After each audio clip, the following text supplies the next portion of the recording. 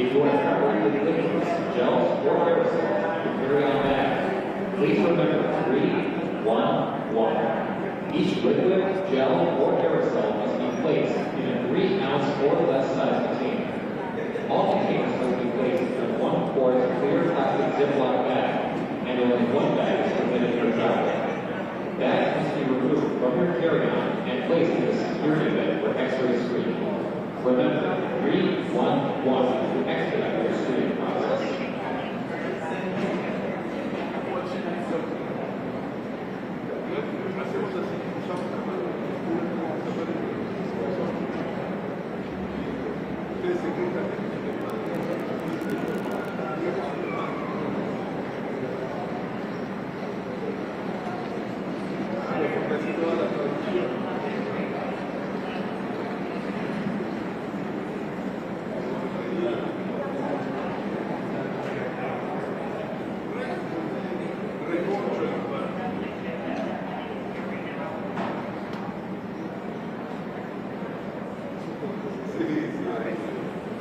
Greg on the something, honey. CPD says we're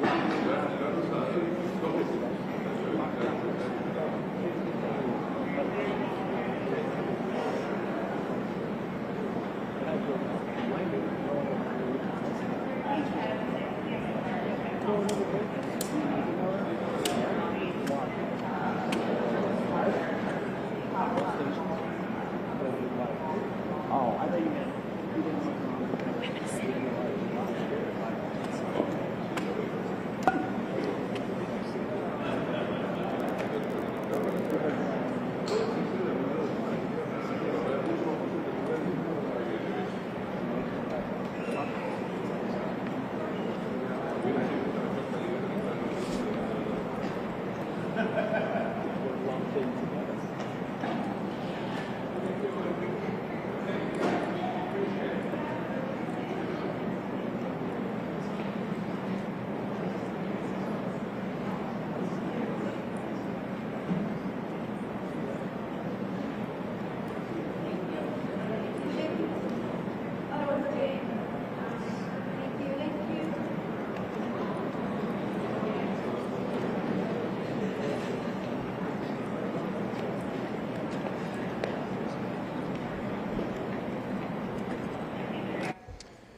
Hello, everyone. I'm here with Frank McIntosh.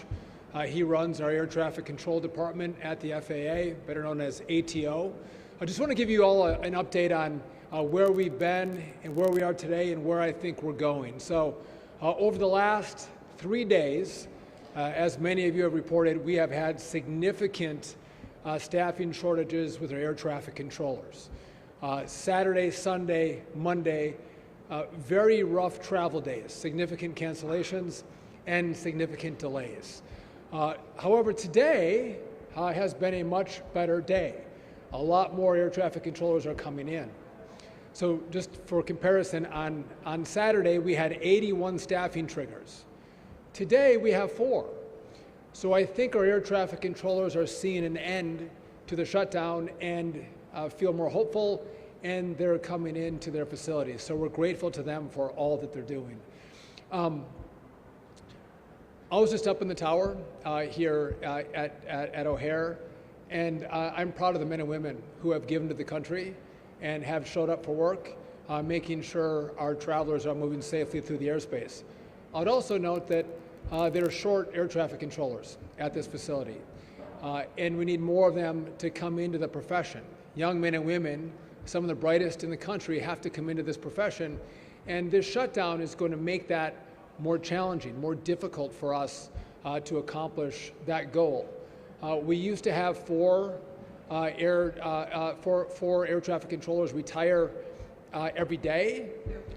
We now have 15 to 20 air traffic controllers retiring a day. So that's a problem. Long after you all finish covering the shutdown, we are going to be stuck dealing with this problem where we're about 2,000 controllers short, trying to make up that difference. We're going to do it. We're going to work on it, but that has been a problem of the shutdown. I mentioned I wanted air traffic controllers to come back to work. So to be clear, anywhere from 24 to 48 hours after the government opens, they're going to get a photo ID and 70% of their pay. So 70% of their pay comes within 24 to 48 hours. So I encourage all of them to come to work, to be patriots, and help navigate the airspace effectively for the American people. The remaining 30%, I think, will come in about a week after the government opens. I want to say thank you to Senate Democrats, the 8 of them that voted to open up the government. That's critically important. This is now going to go to the House. I encourage every single Republican and Democrat to vote to open the government. And I don't want to be Chicken Little for you all. I'm going to give you what I see. So if the government doesn't open, if the House doesn't do its job, I've had questions about what happens for Thanksgiving. There's a lot of Thanksgiving travel. What's going to happen during that time frame? I'm going to tell you we are not going to get to Thanksgiving. You're going to see this Friday, Saturday, and Sunday. The big disruption thus far, massively more disruption as we come into the weekend if the government doesn't open. It is going to radically slow down. So the House has to do its work.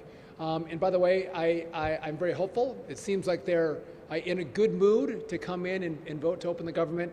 And again, I hope they do that.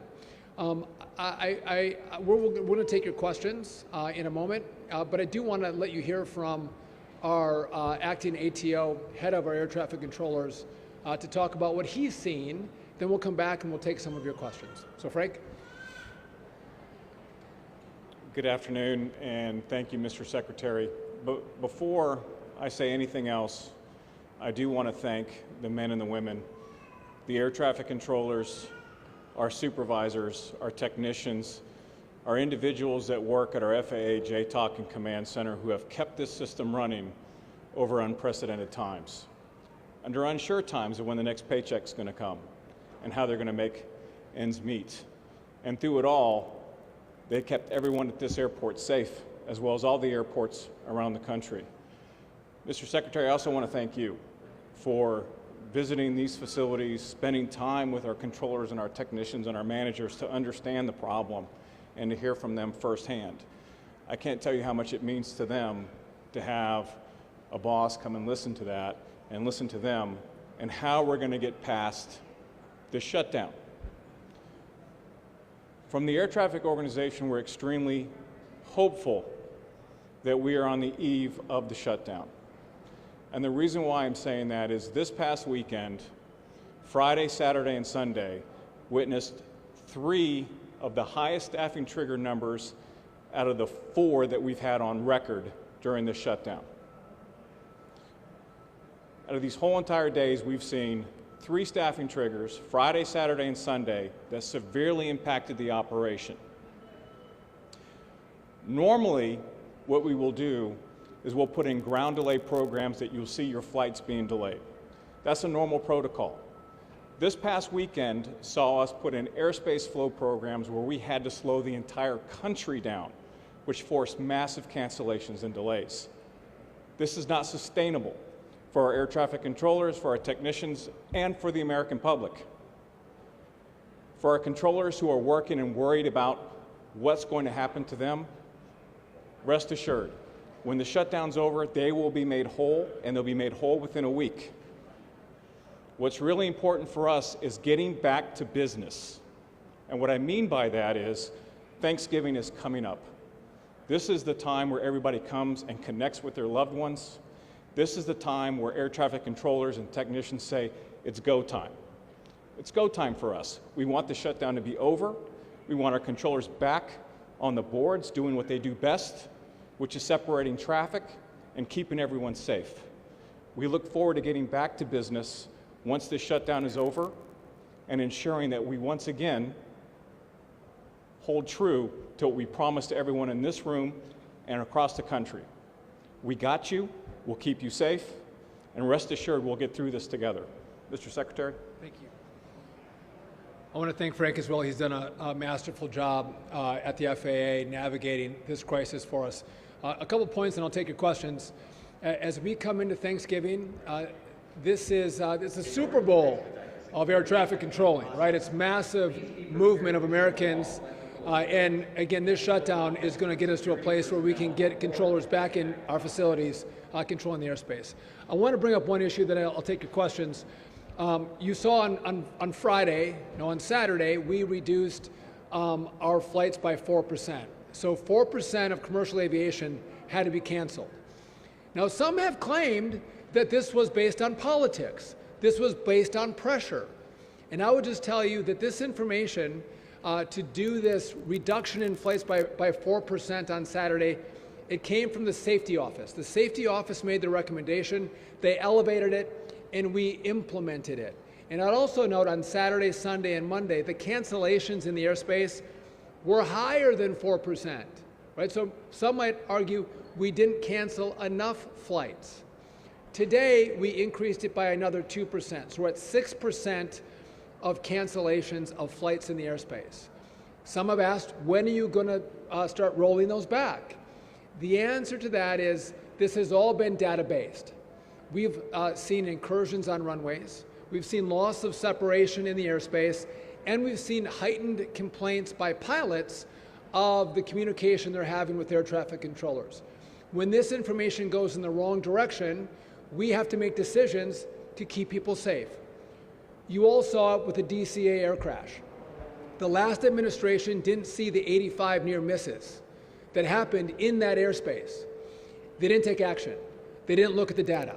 So we are going to look at the data and make the best decisions possible to keep the traveling public safe.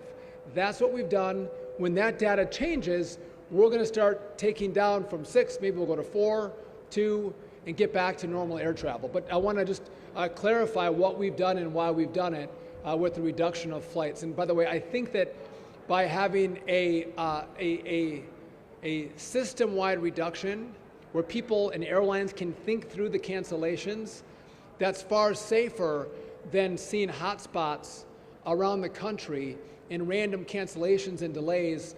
It leaves airplanes stuck at certain airports. It leaves crews stuck in other locations. It's way harder to manage. So we think this was the best approach to reduce the risk in the system and improve safety. So with that, happy to take your questions. Yes. I'm Alex Capriello with News Nation.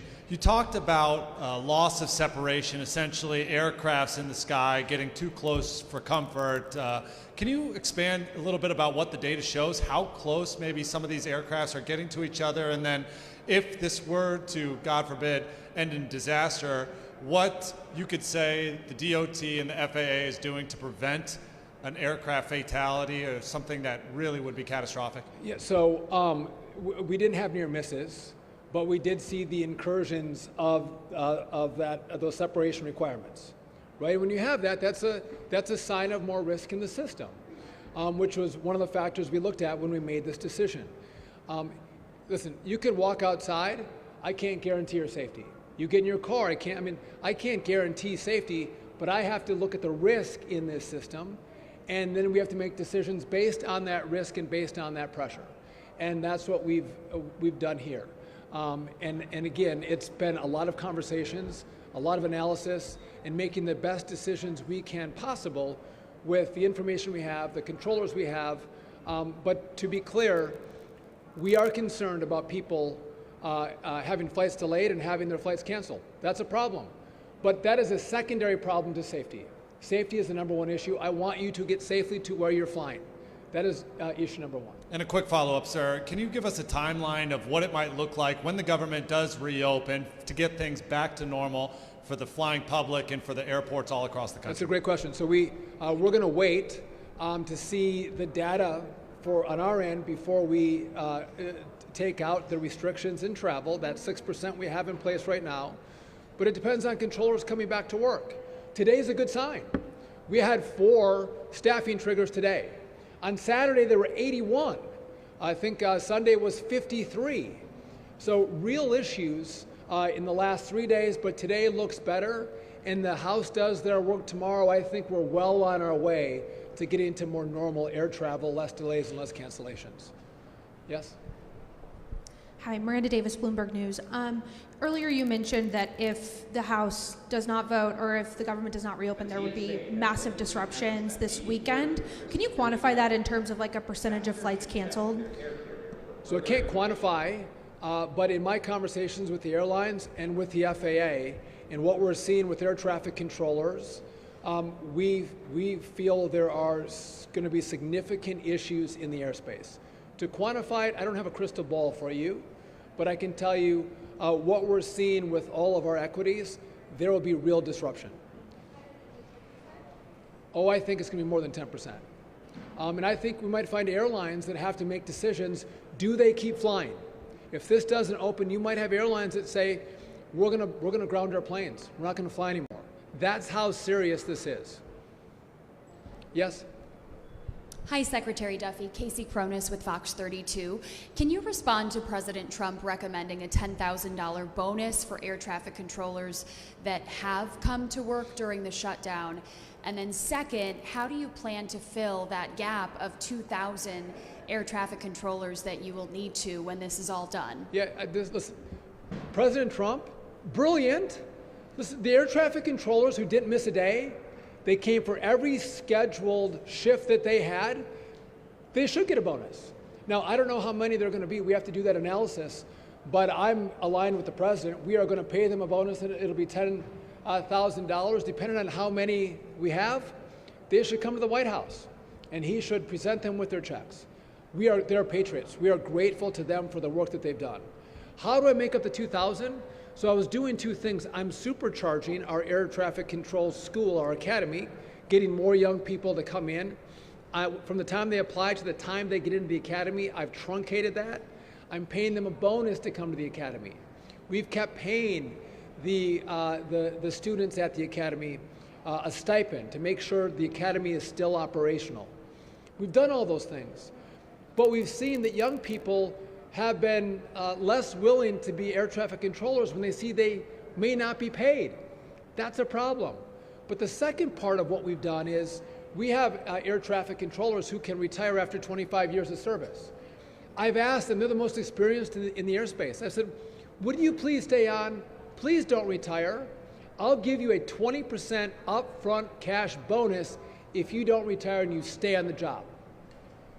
And what we've seen in the course of this shutdown is a far greater majority of those controllers that I thought were going to stay are now retiring. So it makes my problem more difficult, it's more challenging, but we are going to get the academy fully operational to get as many controllers into the airspace as possible to make up that differential. Yes? Thank you. Kind of the opposite. The president's also talked about penalizing some of these air traffic controllers who took sick time. So can you talk about what that plan would look like there? Well, my concern is for those air traffic controllers who, before they missed a paycheck and we were in the shutdown, they decided on a continual basis not to show up for work. They don't know how long the shutdown was going to be. They hadn't missed a pay period, and they didn't come to work. I'm concerned about those controllers. I'm concerned about their dedication. I'm concerned about their patriotism. And so we haven't made a decision, but we are going to look at those controllers who continually made the decision not to show up for work. And again, we have to look at the data. I would just tell you, I'm trying to bring more air traffic controllers in. I'm not trying to take air traffic controllers out. But if we have controllers who systemically weren't doing their job, we will take action. Yes? Hi there, Maddie with CBS News. I wanted to ask how quickly will the air traffic controllers get paid once the government reopens? So how quickly will air traffic controllers get paid? So they'll be paid within 24 to 48 hours of the government opening. They'll get 70% of their back pay in that time frame, and then after, the remainder will be made up. I think it's about a week they'll get the remainder of the pay. So very quickly they're going to get money in their bank accounts. By the way, kudos to the Congress for doing this. It's important we get them paid very quickly. By the way, we talk about air traffic controllers. We have technicians in our towers that keep our very, very old equipment operational. They've been coming to work to make sure our equipment works. they've been moving without pay. We have a wide swath of people who are focused on safety. It might be trains, it might be certifying aircraft that have all come to work without pay. We talk about the air traffic controllers today because it impacts people's lives, but a lot of people have gone through long work weeks, haven't got paid. I'm grateful they're going to hopefully get paid if the House does their work. Yes? Hello, Secretary Duffy. Brona with WGN here in Chicago. You talked a lot about the cancellations and the delays, and I believe there are restrictions in place for the private jets as well. Did you fly here today on a private plane? If you could re-ask your question, I couldn't hear you over the loudspeaker. You talked a lot about delays and the cancellations of the commercial flights, and I believe there are restrictions in place for private planes as well. Did you fly here today on a private plane? Did I fly here on a private? I wish. By the way, had I flown on a private plane, I would not have landed here at O'Hare because we have restrictions at LAX, Seattle, Denver, O'Hare, Boston, Newark, JFK, Atlanta, Dallas. You can't fly a private aircraft into those airports, the top 12. With some small exceptions to that rule, you can't fly a private aircraft. So no one's flying in here. But for those small exceptions. We've reduced private jet travel or general aviation by 10%, as well as if there are delays in the system, cancellations in the system, we've also put in restrictions that say commercial aircraft take a priority. The private jet travel would have to go to a different airport. So we are prioritizing the commercial traveler, the people who are coming through this airport. No, I flew in on American Airlines from Wausau, Wisconsin today. I flew on Delta last night from DC. So no, I'm a commercial flyer. Thank you. Just as a quick follow-up to that, I believe there are, I think I saw a figure of 1,700 plus private jets taking off yesterday alone around the country. What do you say to the people here who've been stranded for days in Chicago alone, who maybe don't have the means to fork over hundreds or thousands of dollars to do so? So listen, I'm not at war with private jets. If there's an airport that doesn't have shutdowns and delays and it's not one of my top airports, and they want to fly their private jets out of there, that's fine. Or you want to fly your little Cessna out of there, that's fine too. I'm concerned about the airports that have the major disruption, right? So I'm not at war with anybody in aviation. I'm just trying to efficiently and effectively navigate the restrictions that we've had with air traffic controllers and make sure that commercial aviation is traveling well throughout the system, which would make sense. I think that's what anyone would do. Yes? Hey, Patrick with NBC5 Chicago. So just to clarify, you said if the government doesn't reopen, we could see more than 10% delays, and some airlines might even ground planes. Have you talked to airlines about that, or what are you basing that off of? I'm going to tell you that in the information that I have, you have significant disruption where you may find airlines that stop flying. Full stop. And what we see with our air traffic controllers, good day today, if the House doesn't pass this bill, I think you're going to look at Saturday, Sunday, and Monday as tiddlywinks. It was beautiful. It's going to get much worse than that. And we had talked about, and I had even mentioned, I think it would come at Thanksgiving. I don't think that's the case right now. I think it comes well before Thanksgiving. I think we would see that significant disruption coming this next weekend, maybe as early as Friday. And I think you're going to have airlines that make serious calculations about whether they continue to fly. Full stop. I'll do one more question, then I got to run. What are the next steps to getting them that technology? New technology for air traffic controllers. So I need $31.5 billion to do this build. The big beautiful bill gave me $12.5 billion. So we're in the process of picking an integrator. No offense, Frank. The FAA does a great job at safety. They don't know how to build. So we're going to have an outside company manage the build. We're going to have radios, voice switches, new radar, new telecom. We have to switch from analog to digital. By the way, that's somewhat complicated to do that, and especially while we keep the airspace operational. That's what we have the money for right now. I'm hopeful that the Congress is going to give me the rest of the money. This is bipartisan, by the way. Republicans and Democrats agree we need the money. When I get the rest of those dollars, we are going to work on what's called a common automation platform, basically the software that's going to run our airspace. It has to be brand new. It has to be developed, debugged, and then deployed. So that's going to take us longer than I think the 3-year period that we're on right now. And then the air traffic controllers, they need brand new equipment. You've seen the paper strips they use for flights. We're trying to move this to digital flight strips. Again, it's great 1985, 1993 equipment. It's a blast from the past, but we should live today and technology from today. And I would just tell you, what we're doing isn't easy. And because it isn't easy, no one else has done it. Everyone else has passed it off.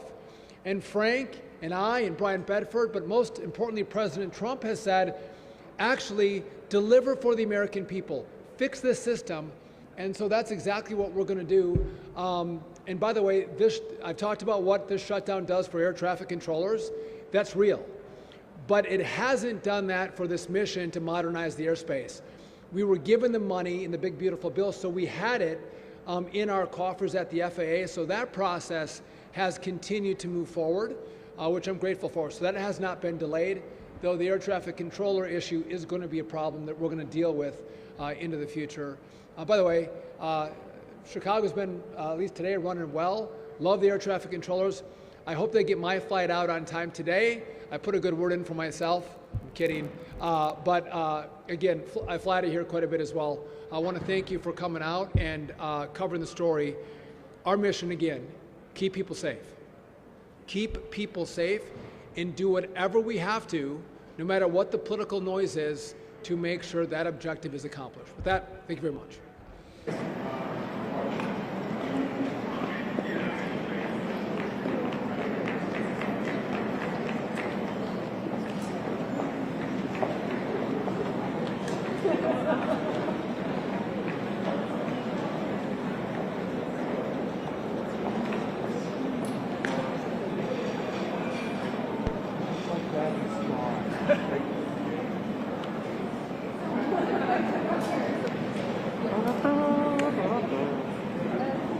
Keep it trained on Duffy. You didn't have to swing on it, did you?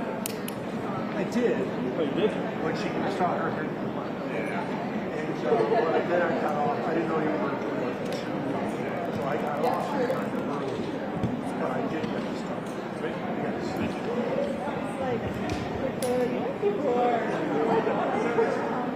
Yes.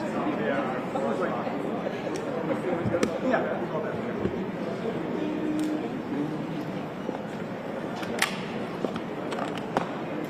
You want to just stay here?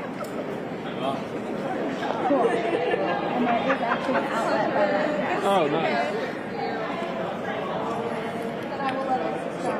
That'd be silly. I don't want to trip you. I suppose it's up to him if he wants to stay here. Let's go back, man. Back is good. Back is where everything is.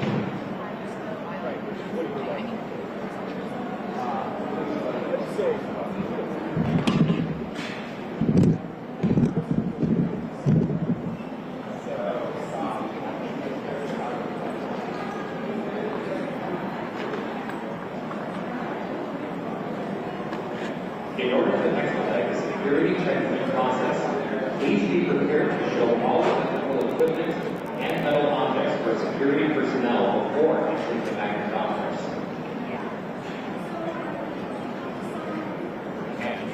Let's serve them one, two. It is possible. I'm very confused. I told Dennis was I don't know if it's like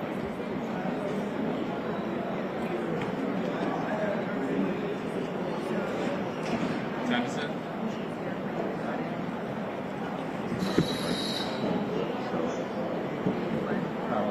right, I know.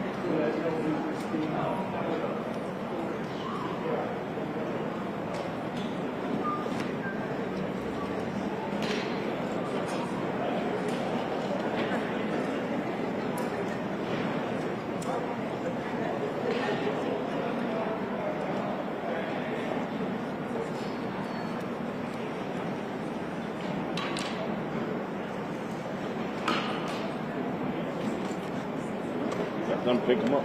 Just opening it up. How you doing? How you doing?